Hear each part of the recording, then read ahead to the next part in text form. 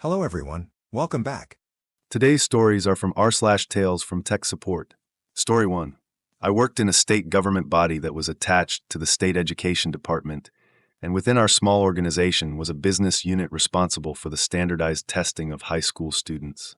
The test was a closely guarded secret, to the point where the business unit office was separated by a swipe card access door. On each desk, they had 2 computers, without even a keyboard and monitor switch box. One computer was connected to the Great Unwashed, the regular network, and the other was on their own physically separated air-gap network. No connection to the outside world because, security.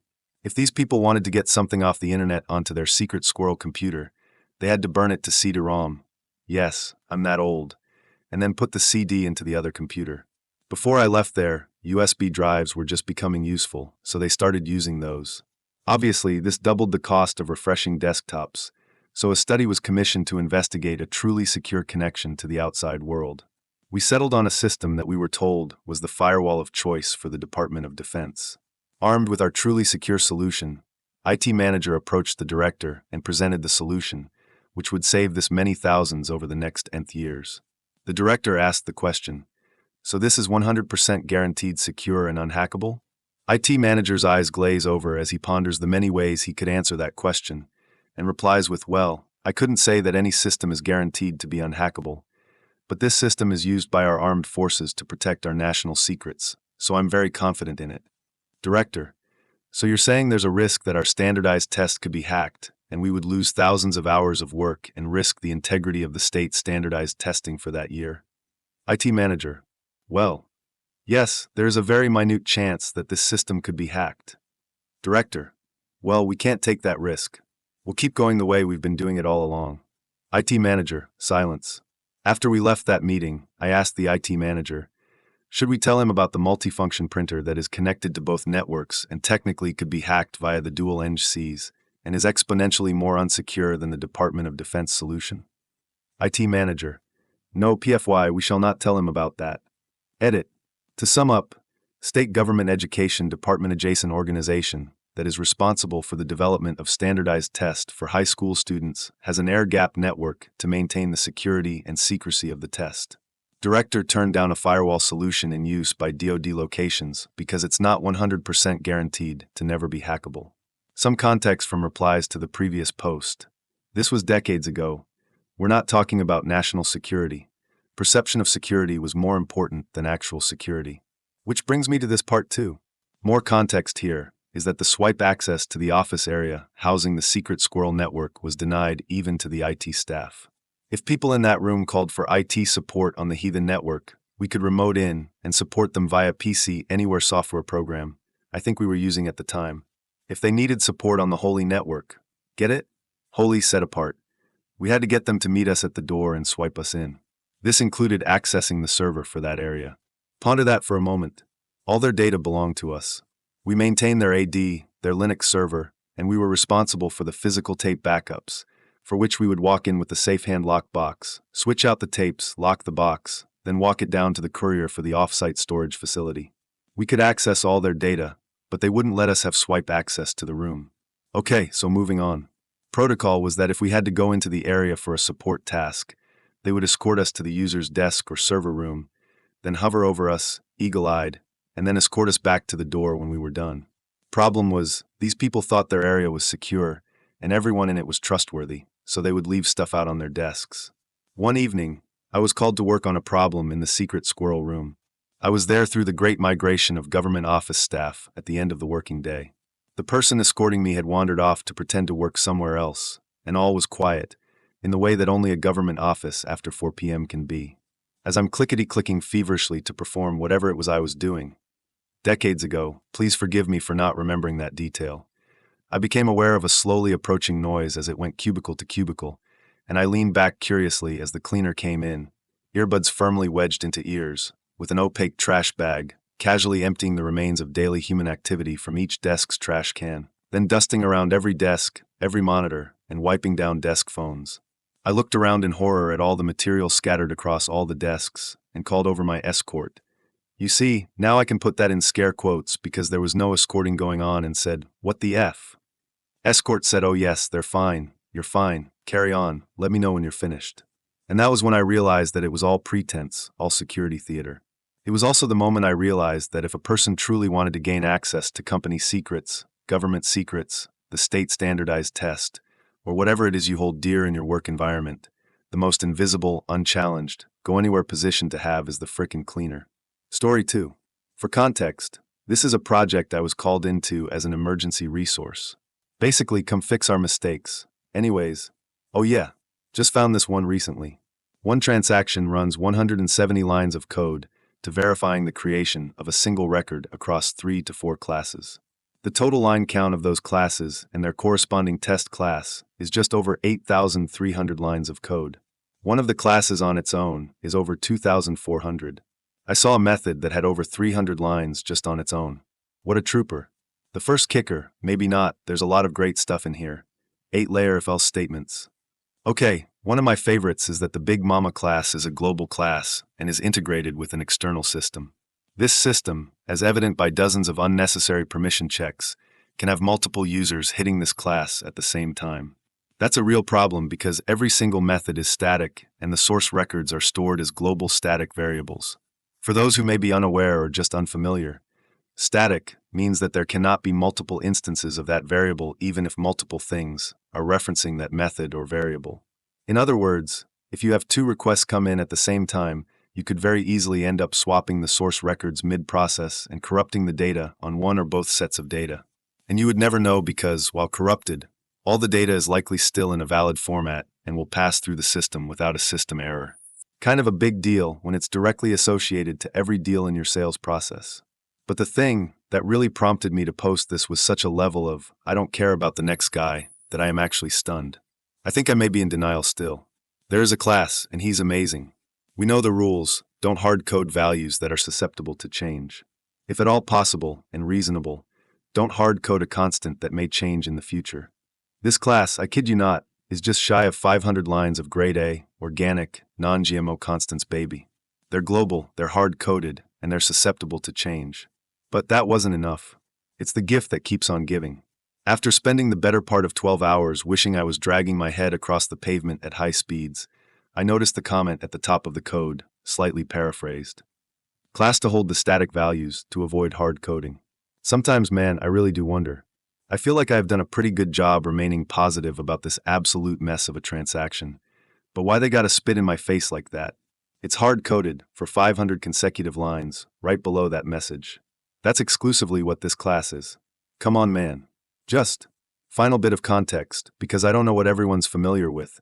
This platform has built-in functionality for getting the exact values at the time of running. There isn't a single thing in that constants class that needs to be declared as a hard set constant in the code. And there are no checks to verify that the transaction ID remains consistent. Story 3. Years ago, I did programming and support for a system that had a lot of interconnected data. Users were constantly fat-fingering changes, so we put in auditing routines for key tables. User, your software changed this data from X to Y. The reports are all wrong now. Me, looking at audit tables, actually you changed that data from X to Y on this screen on your desktop PC, using your user ID, yesterday at 10:14 a.m., then you ran the report yourself at 10:22 a.m. See, here's the audit trail, and just so we're clear, the software doesn't change the data. You change the data, and my software tracks your changes. Those audit routines saved us a lot of grief, like the time a senior analyst in the user group deleted and updated thousands of rows of account data, at the same time his manager was telling everyone to run their monthly reports. We tracked back to prove our software did exactly what it was supposed to do, whether there was data there or not. And the reports the analysts were supposed to pull to check their work. Not one of them ran the report. Oh yeah, we tracked that too. Story 4. Gotta love the audit columns. User, help. I can't allocate stock to an order, and it needs to go in an hour. Annoyed SQL sounds. IT. That would be because you adjusted the allocated stock level to a point where the interface cannot find it. I've put it back, please don't adjust such stock as it breaks things. User, I didn't. IT. I can see your user account against the records. Either you did it, you gave your login details to someone who did it, or your account has been hacked. If someone else has your password, I'm changing your password and locking your account until we can do a full investigation report to make sure they haven't done anything else with it. What do you think? Story 5. Some years back, it was decided that our analog phone system would be replaced.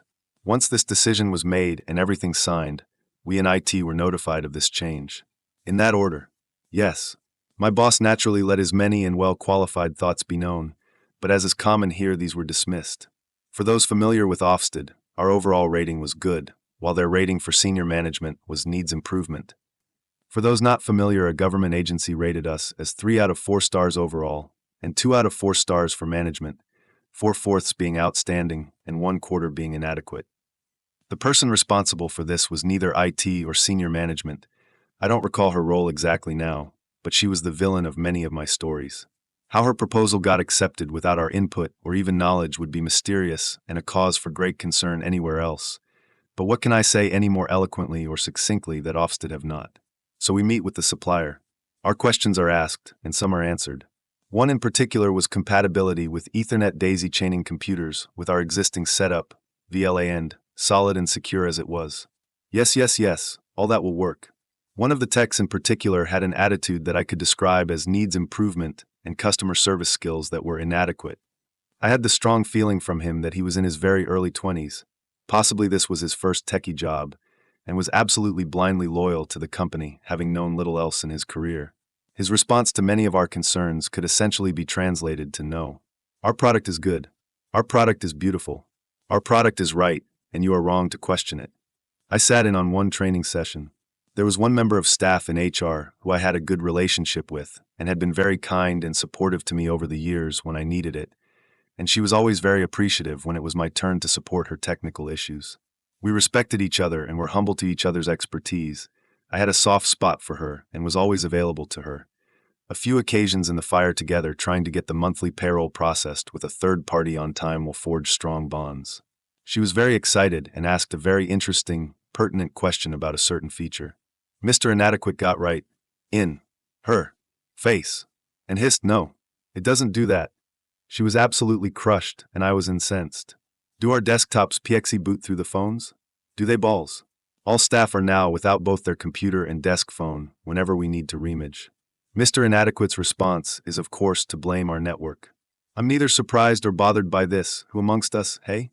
Evasion and misdirection of blame between IT and a supplier? Bread and butter work, all the livelong day. I'm not angry at Mr. Inadequate for this. I'm deeply disturbed. He's not making excuses. He believes. He's of absolute faith in the infallibility of the product. It's actually a little frightening to see the zealotry a young man can display for reselling a third-rate IP telephony system. My boss does all he can to mitigate the nightmares. There are delays and pushback from us and the general staff. Complaints roll in. We redirect everyone moaning to us in the villain's direction and make it clear who is responsible for all queries related to the new phone system. As we weren't consulted, there is nothing we can do. There's no technical requirement to hold them to or UAT for them to complete. There's barely a week of snagging support, then we're shunted to their help desk for standard assistance. The only happy ending to any of this was when the villain who had unleashed all of this on us made a very genuine, very sincere, and very out-of-character apology to us. Story 6. Many years ago, I was with a company that was part of big corporation. There had been multiple tech project stuff-ups over the last several years that cost big corp big money. Most of these stuff UPS were due to directors and VPs making deals for systems and software without even consulting local IT. Big Corp came out with the announcement that no tech-related projects could even be initiated without getting approval through the Big Corp's new IT project and procurement process. This was a huge culture shock, and some people didn't take it seriously. Shortly after the aforementioned announcement, marketing thought they could get away with bringing on board a tablet-based product configurator app. The app was 100% stand-alone with no connections to our business systems. They also paid for it out of their budget. So, IT didn't know about it until we started getting calls about technical issues from the sales force. I went to our VP and asked how we should handle it. He told me to send everyone to the marketing guy who led the project. He even told me to send an email to all of marketing, sales, and IT instructing everyone to go to marketing guy. He even had me explicitly state in the email that IT did not support this app. I think that incident drove home to everyone that's trying to go around the recently introduced corporate IT policies would not end well for them. Play stupid games when getting no support from IT. Story 7. Perhaps 20 years ago, our school system's superintendent of schools went to a conference where he saw a presentation for a record-keeping system that included a web-based gradebook that, among other things, would remove control of grading period grades from the teachers and put it in the hands of the principals. So he signed a contract.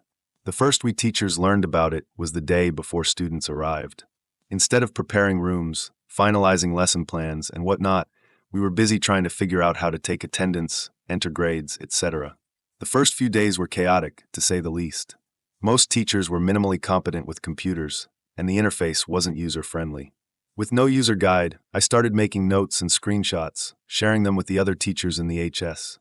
After a while, I learned that these were in use in the junior high and elementary. Teachers sharing with each other. About halfway into the 6-week grading period, I went to the corporation's IT person, one of the high school math teachers, who had this dropped into his lap. I told him I couldn't figure out how to do 6-week grades. The next day he sent me an email letting me know he couldn't figure it out either, and had put in a ticket. He expected an answer soon, and would let me know. A day later his email arrived. The reason I couldn't figure out how to do 6-week grades was simple. That module hadn't been coded yet. Story 8. This one reminded me of our first experience at converting to VoIP.